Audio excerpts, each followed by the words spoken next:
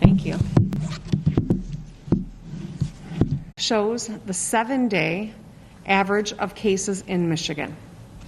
As you can see near the end of the graph, the cases are beginning to decrease. This dip in cases correlates with the days that the DHHS's targeted and temporary safety protocols have been in place. Simply put, what we're doing is working. The vast majority of Michiganders are taking this seriously and doing their part to help us eradicate this virus. So, to the Michiganders and business owners who have doubled down on mask wearing, social distancing, and limiting indoor gatherings where COVID-19 thrives, thank you. Over the weekend, the first shipments of the FDA-approved Pfizer vaccine left Portage, Michigan. And in the next week, we expect the Moderna vaccine to be approved. I spoke with the CEO of Moderna this morning, and we are excited about the prospect of that vaccine also coming online. It was interesting because the CEO shared with us that doctors have been asking which vaccine should they take, and his answer is to take whichever vaccine is available to you. It doesn't matter which, the Pfizer or the Moderna or maybe others that will come online. These are safe and effective. Yesterday, the first of our frontline heroes got the vaccine here in Michigan. Right here in a state built on innovation and grit, the safe and effective COVID vaccine is being manufactured by Michigan workers right here. And it was so exciting this weekend to see the coverage of our state, of the workers clapping for one another, and a vaccine that is bringing hope all across the country is coming from Michigan. We also got to see FedEx and UPS coming together to distribute this vaccine. They put their competitive nature aside for the common good of all. And I think if they can do it, I'd love to see Republicans and Democrats come together as well, because this is about the lives and livelihoods of Americans everywhere. Nearly 3 weeks ago, I sent a letter to our legislature requesting that they take action to protect the public health and help us save lives. In the 3 weeks since I sent that letter, nearly 2,000 Michiganders have died from COVID-19. That's 2,000 people who were parents or grandparents or children and loved ones, people who were taken too soon. In that time, unfortunately, the legislature's only been in session for 6 days. They've not taken action on these measures. We cannot afford to wait any longer. Yesterday, I sent another letter to the legislature urging them to work with me on priorities like $100 million in COVID relief. We know this virus is hurting our people, it's hurting our businesses. There are people out there who have spent a lifetime building up their small business, and they're hanging on by a thread. And since the federal government hasn't been able to pass a bipartisan bill to help our small business owners, we here in Michigan got to step up and take action. I'm ready to sign a bill, so it's crucial for the legislature to find some common ground and pass a targeted state-based economic stimulus plan of up to $100 million to provide direct financial support to the families and small businesses that have been hit the hardest by this pandemic. I also need them to, number two, pass a permanent extension of unemployment benefits. I appreciate the Senate's expansion of unemployment benefits to 26 weeks through March, but we really need to work together to pass a permanent extension to protect the countless Michiganders and their livelihoods. The extension of benefits to hardworking Michiganders should not be used as some sort of a bargaining chip tied to other priorities of the legislature. We have to focus on protecting public health and the economy right now. If we don't take bipartisan action now, thousands of Michiganders could lose benefits at the end of this year. And number three, the legislature needs to pass legislation to protect public health, including a mandate that we wear masks until the majority of us have had this vaccine. I know that there is bipartisan support for that action. I'd love to see the legislature take action. These are crucial things we can do to protect our people and our businesses here in Michigan. Now, Attorney General Nessel is here to remind Michigan consumers to protect themselves during this holiday season. And I want to thank the AG for her incredibly hard work to protect consumers not just during the holidays, but throughout the entire year as we have battled the COVID-19 pandemic. Holidays can be a time where people let their guard down and open themselves up. So the Attorney General is here to provide some guidance on how you can protect yourself from fraud this season. And of course, I want to remind everyone to shop small and support your favorite local businesses in every way you can this season. Our businesses need our support this winter, so let's make sure to help out and keep our resources here in Michigan.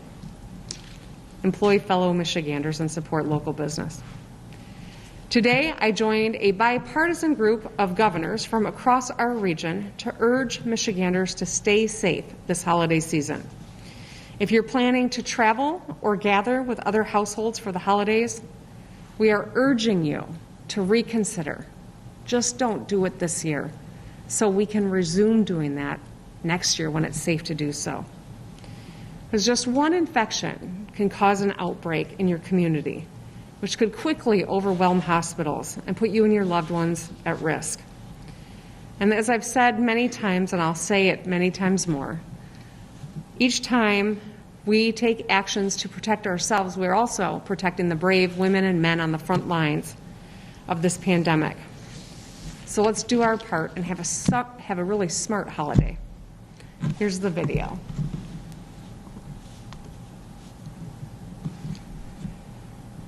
Hi everyone, this is Governor Gretchen Whitmer. Governor Andy Beshear. Governor Jim Walz. Governor J.B. Pritzker. Governor Holcomb. Governor Mike DeWine. Governor Tony Evers. Just like we did before Thanksgiving, we wanted to take a moment to urge everyone in our region to do your part to protect our families, frontline workers, and small businesses this holiday season. This may be the most difficult time yet in our struggle with COVID-19, especially with the holidays approaching. Until the vaccine is available to everyone, and until we eradicate this virus once and for all, we must continue working to protect one another. The science is settled. The best way we can protect our frontline workers and slow the spread of this virus is to double down on mask wearing, social distancing, and washing our hands frequently. If you're planning to travel or gather with other households for the holidays, we urge you to reconsider. We know this is hard. Holiday traditions hold a special place in our hearts, and we all just want our lives to get back to normal. But remember, Just one infection can cause an outbreak in the community, which could overwhelm our hospitals and put you and your loved ones at risk. We owe it to the brave men and women serving on the front lines of this pandemic to do our part and be smart this holiday season. This virus does not care if you're young or old, rich or poor, a Democrat or a Republican. It threatens all of us. So we must all join forces to protect one another. As we head into the holidays, we also want to remind everyone to support your local small businesses. Buy a gift for a loved one at your favorite store in town. Buy a gift card to your favorite restaurant. Our small businesses need your help. We know we can eliminate COVID-19 when we unite together. Let's get to work, Kentucky. mask up Minnesota. Let's get to work, Illinois. Let's get to work, Indiana. Let's get to work. Go Ohio. Let's get to work, Wisconsin. Happy holidays, and let's get to work, Michigan. So the good news is, as we saw happening in Portage, Michigan, there is hope on the horizon. We have a safe, effective vaccine that is beginning to be distributed to our most vulnerable populations. By the end of this week, there may be 2 on the market. We will see that continue to improve. DHHS's pause to save lives is working. So this is good news, but we can't take our eye off the ball now. It's going to take some time for this vaccine to be widely distributed, and that means we've all got to continue doing our part to protect one another so that we can eradicate COVID-19 once and for all. All of us. The science is settled. Wearing a mask, practicing social distancing, and avoiding indoor gatherings where the virus can spread easily from person to person will be crucial in the coming months. A study has shown that taking these actions can save as many as 100,000 American lives. But it's going to take all of us, Wolverines and Spartans, Youpers and Trolls, elected leaders and everyday Michiganders to get it done. 2020 is nearing the end. This will be a year that we will tell generations of our family about. There will be whole college courses taught about the year 2020. Let's make sure we are on the right side of history. Let's protect one another. Let's show compassion and grace. Let's eradicate COVID-19 once and for all. With that, I'll be turning it over to Dr. Caldew.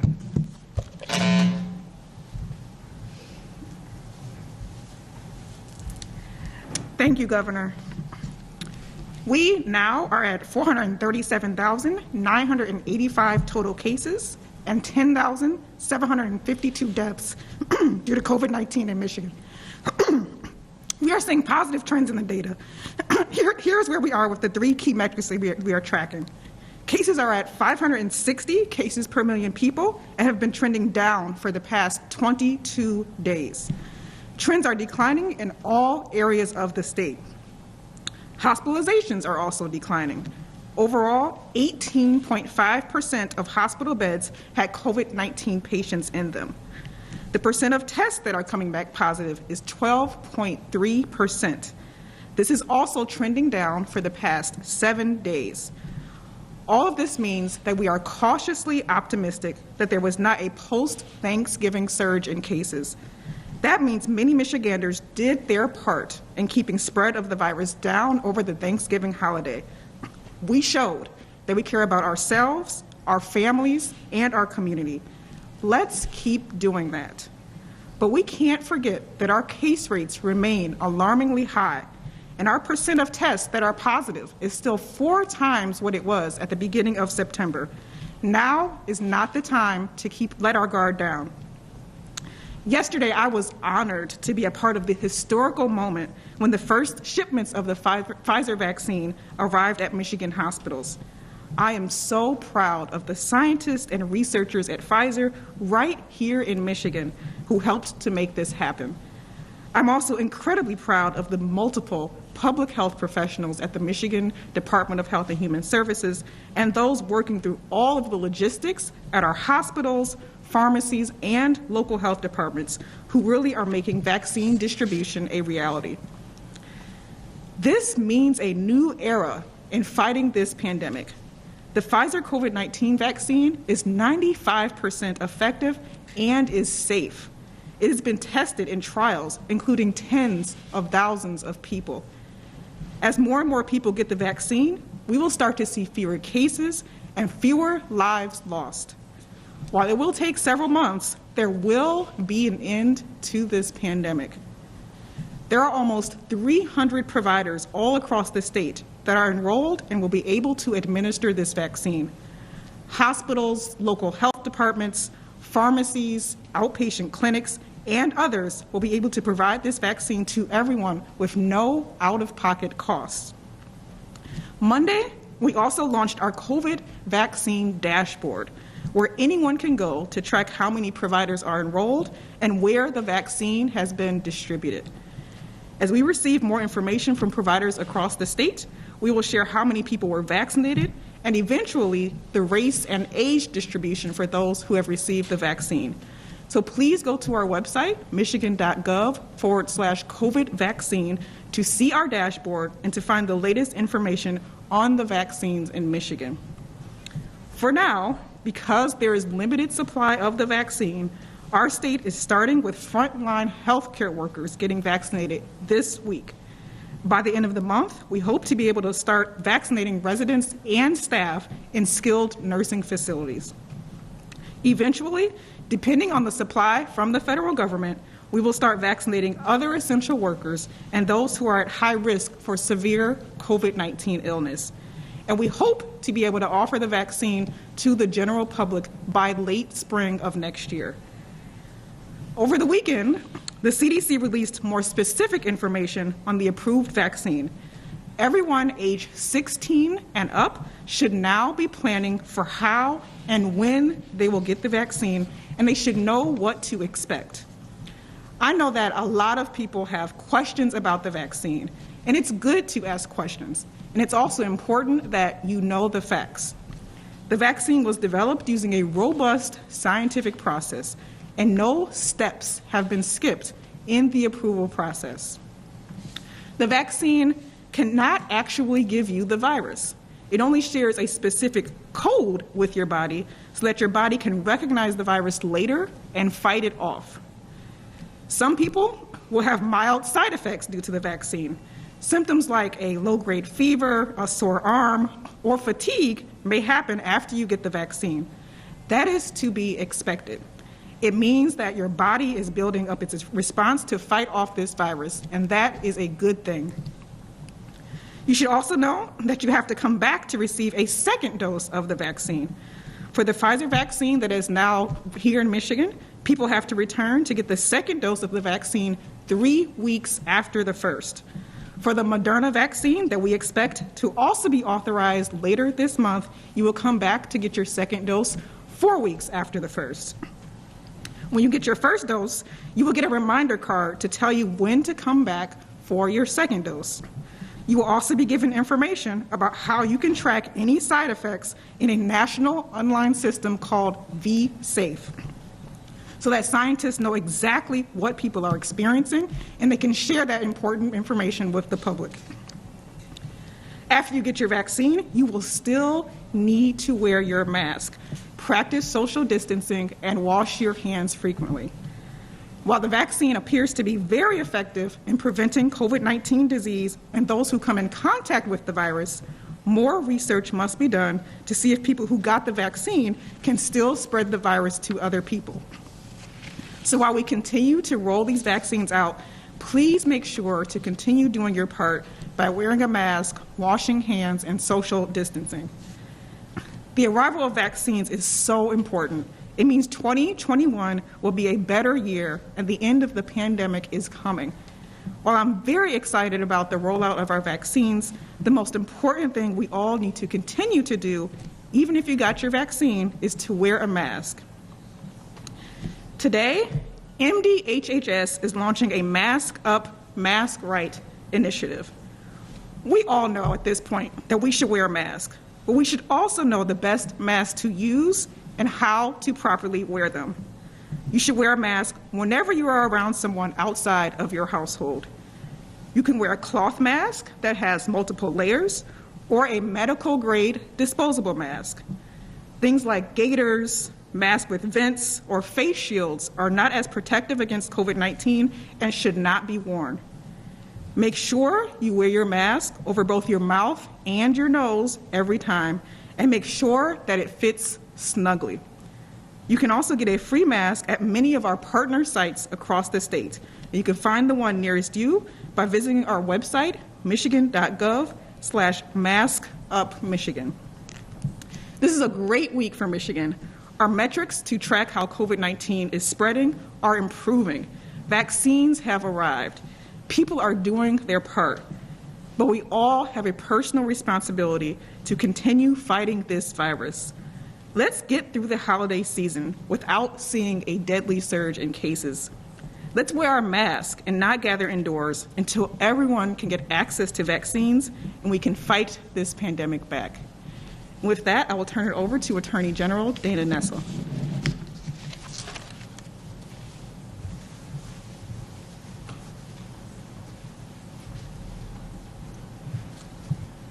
Thank you, Dr. Caldu. And thank you, Governor. Thanks so much for inviting me to participate in this presser today. Let me start off by saying how excited I am for the vaccine to finally become available.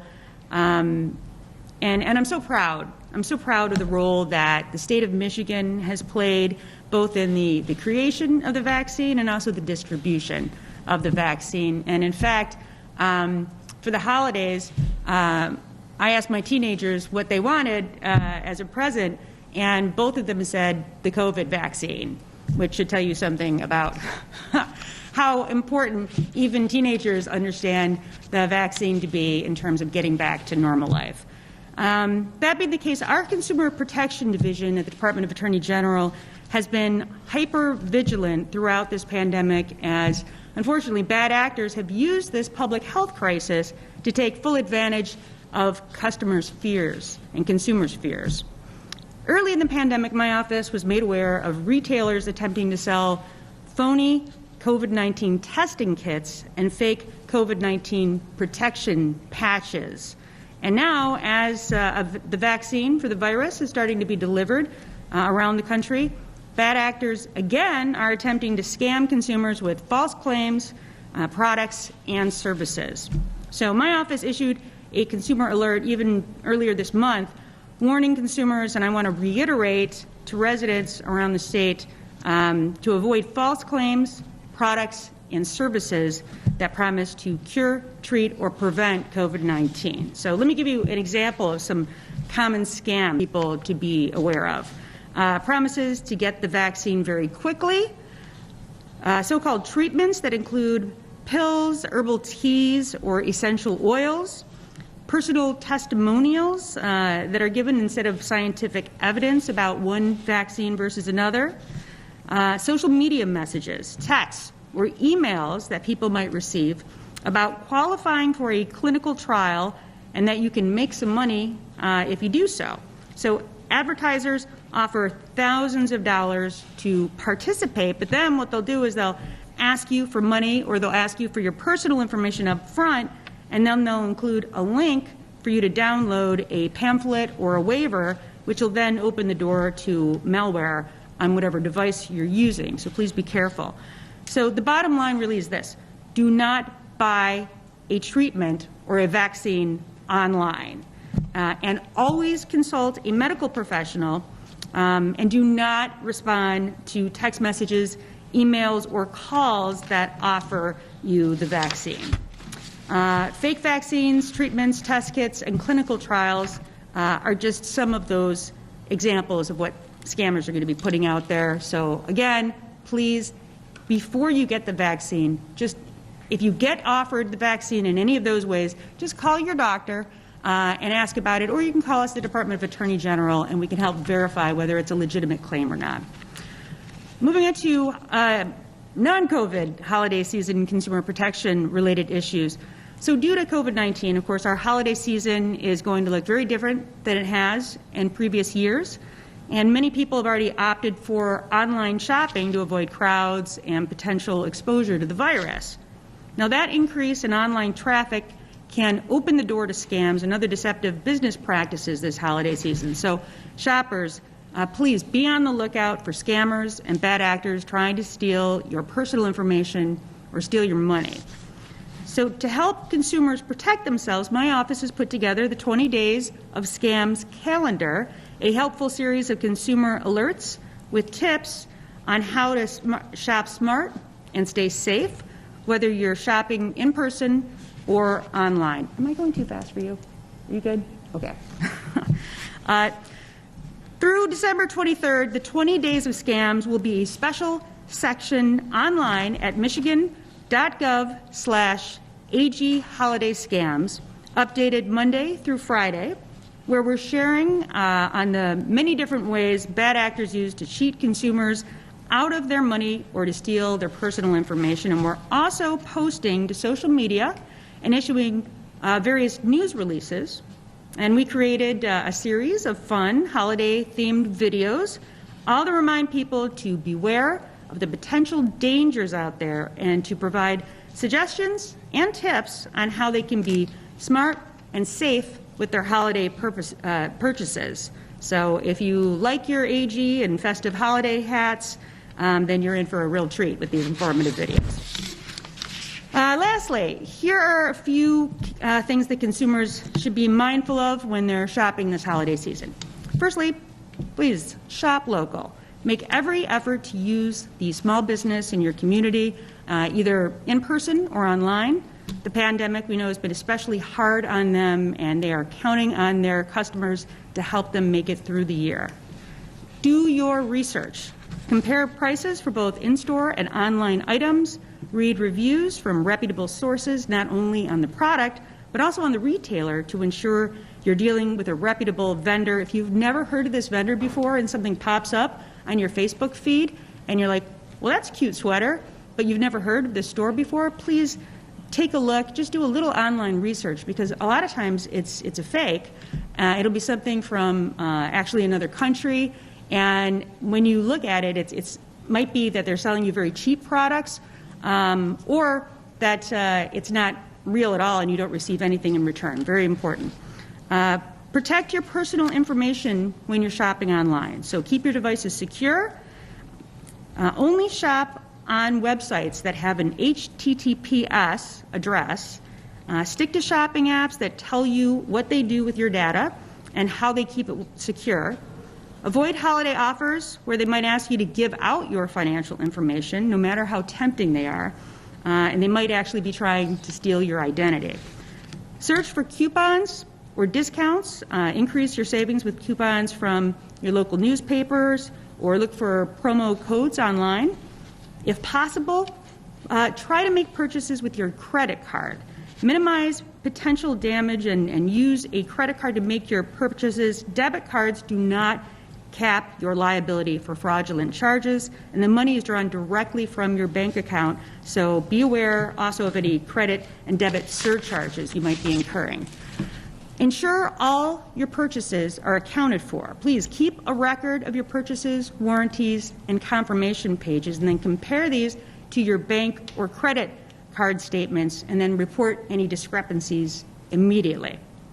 Know the retailer's return policy and terms of layaway or no interest plans. If a retailer does not have a return policy, exercise caution before you make a purchase. Pay attention when you're purchasing gift cards.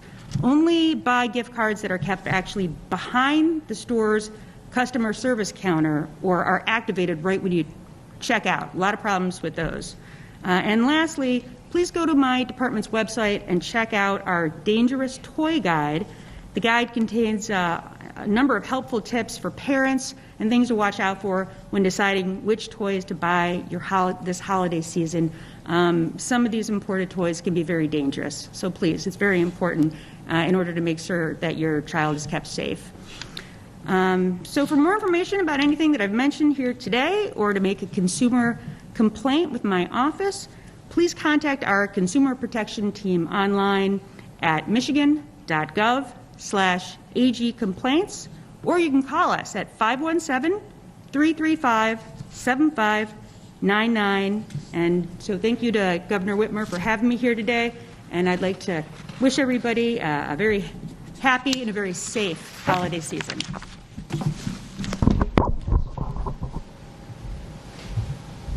Thank you, Attorney General Nessel. That was a good reminder for me, too. So thank you. Appreciate it. Happy to open up for questions. All right, Governor, the first question will come from Kyle Malan with MERS. Thank you very much.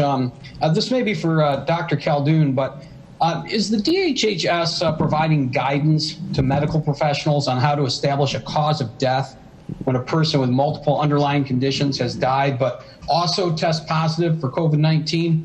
And if so, what is that? You are correct, Kyle. That is for Dr. Khaldun, so I will let her take a crack at it. Yes, so we have standard reporting requirements for all of our medical providers that we've used throughout the pandemic. If someone has a cause of death, even if they have something like diabetes or high blood pressure, if they do have a positive COVID-19 test that is associated in time with their death, then that is counted as a COVID-related death.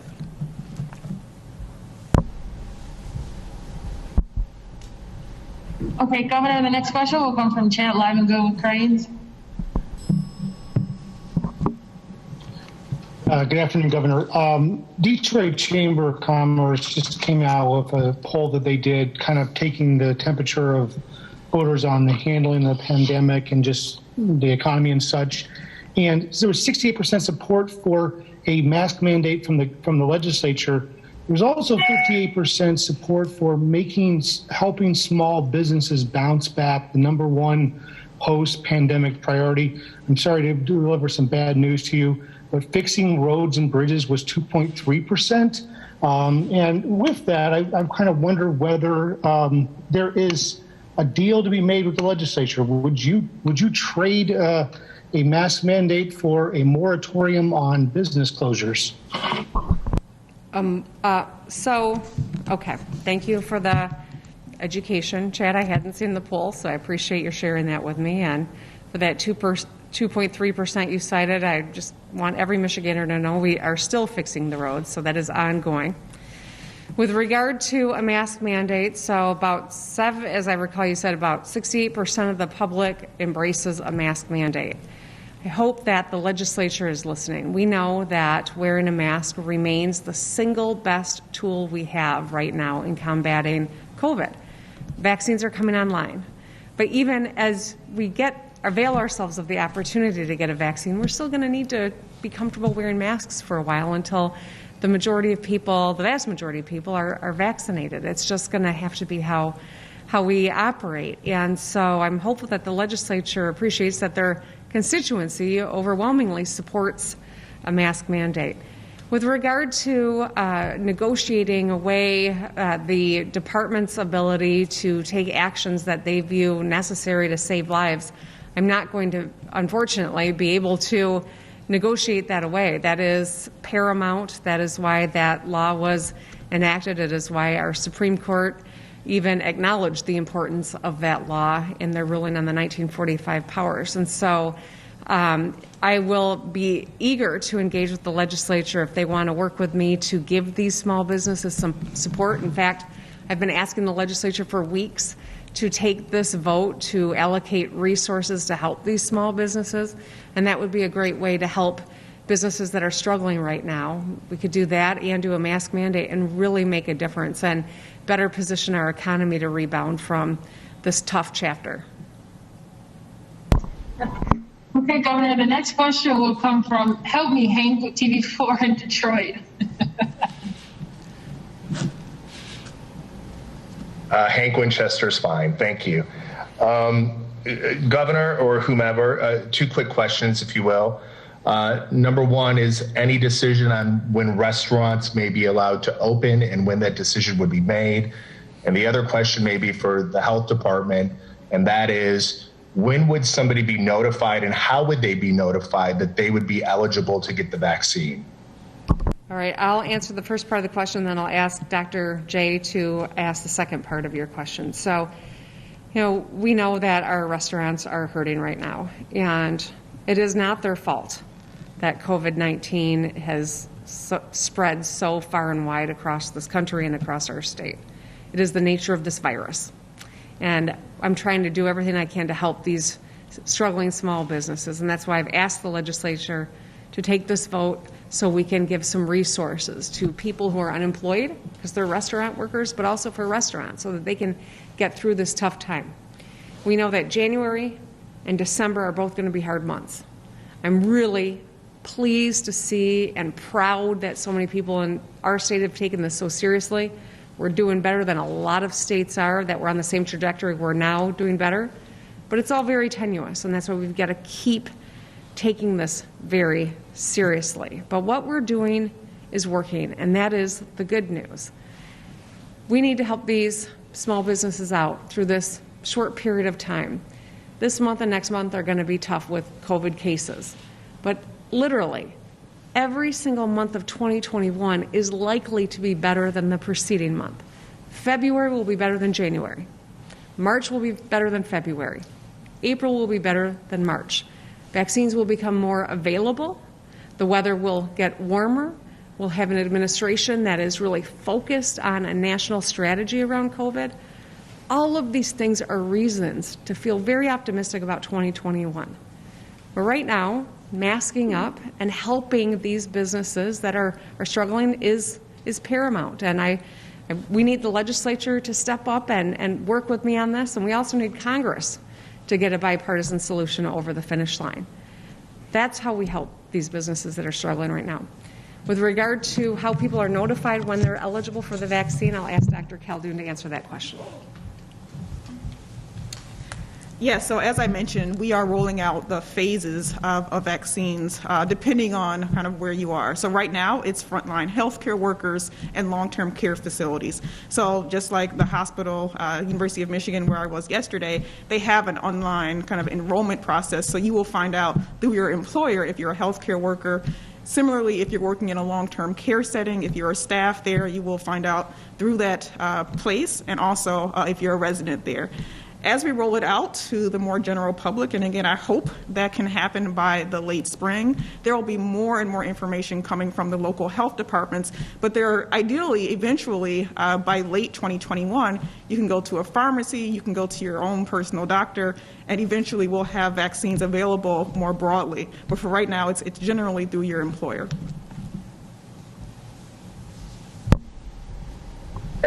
Right, the next question will come from Dave with the Detroit Free Press.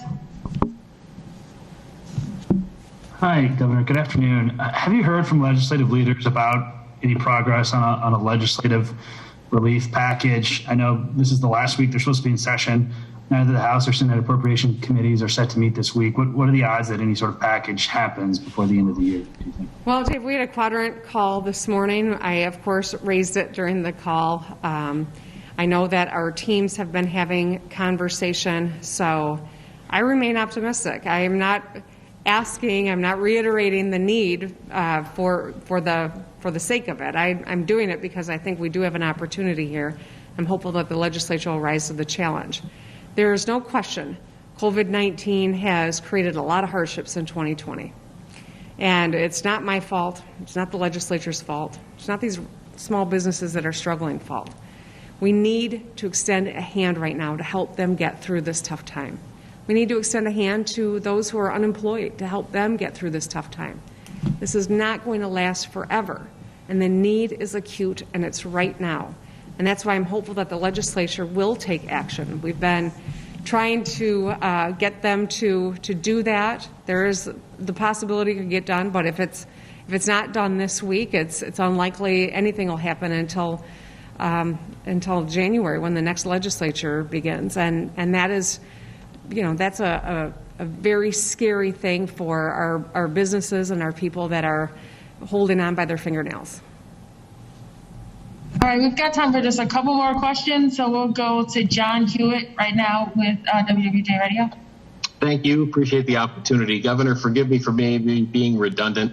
But kind of dovetailing on the restaurant question, I've talked to several restaurant owners just following a survey today, about a third of them saying they can't go another 6 months as is. One of the common consistencies in the answers being given is they feel that the restrictions are being applied inconsistently. People could go to a mall, to a food court. Some grocery stores have Starbucks, et cetera, where people can eat. They feel it's kind of a moving target for them. What would you say again to those that are sitting on the fence here waiting, that feel, frankly, that it's not being applied evenly? And if I may, one other, as this hopefully improves in the year ahead, would tax abatements be looked at, or what other special remedies might there be besides financial aid for those in the industry? Thank you.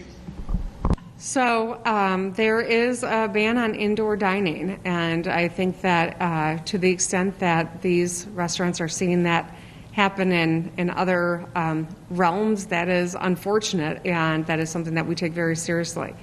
We know that this virus passes easily through respiration, and that's why masks are so important. It's also why not gathering more than a household in a close, enclosed place where people take off their masks is inherently dangerous. It's just the nature of this virus. So we take it seriously, and the actions we've taken, they're working. When you look at Michigan compared to other states and the trajectory we were all on, Michigan's in a stronger position than any of our neighbors. And we were in the same boat 3-4 weeks ago. It's not just because of this epidemic order, although that's a big part of it. It's because Michiganders are taking this seriously and doing the right thing. I've had a lot of conversations with with friends who are in the restaurant industry, and it is hard. There's no question. They also know that we've got to have consumer confidence, and people have to feel safe. And so to help through this short period of time so that they can make it through and get back on their feet is really critical. And that's why this assistance from Congress, assistance from the state, if the legislature will take some action, is so crucial right now. It would be a shame if Congress or our legislature went home for their holiday break and all of these businesses and all of these unemployed people are left without any assistance. It's a very scary moment for a lot of people, and while there's incredible hope and reason to feel optimistic about next year, we need to take some action now. And I will continue working toward helping these businesses everywhere that I can take action unilaterally. But when it comes to the funding, it's on the legislature to take some action. It's on Congress as well. Okay, Governor, we'll just take two more questions. So the next one will come from Eric Lloyd with TV 9 and 10.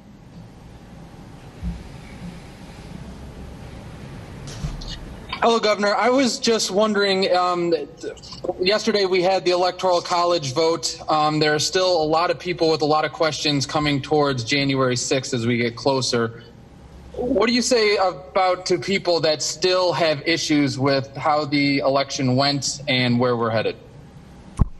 You know what? This was a safe, fair election. It is a settled matter that Michigan cast our electoral votes for Joe Biden, as did the votes of 290 other Electoral College votes across the country. He earned 306 votes, I believe. It is a victory that is undeniable, and there's been no proven fraud and all sorts of allegations, but they only serve to undermine our democracy and shake our faith in the system that worked incredibly well, especially considering all of the flux of 2020. So it is time to move forward. If you don't like the outcome of an election, well, there will be another one in 4 years. But right now, the people of the United States have spoken. We've elected a new president, and he and his vice president, she will get sworn in on January 20th, and we need to move forward as a nation.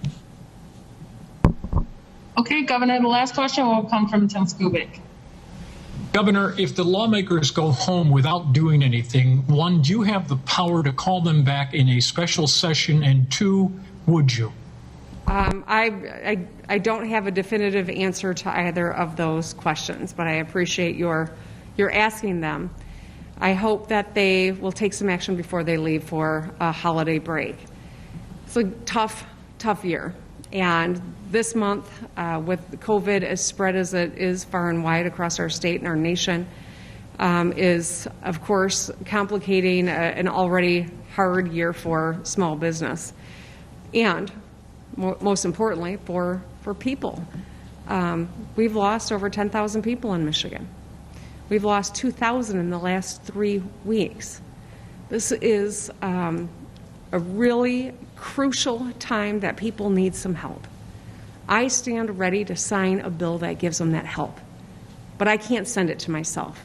It's on the legislature to get it done, and it is my fervent hope that they do that before they take a break. Thank you. All right. Thank you, Governor. Thank you, everybody.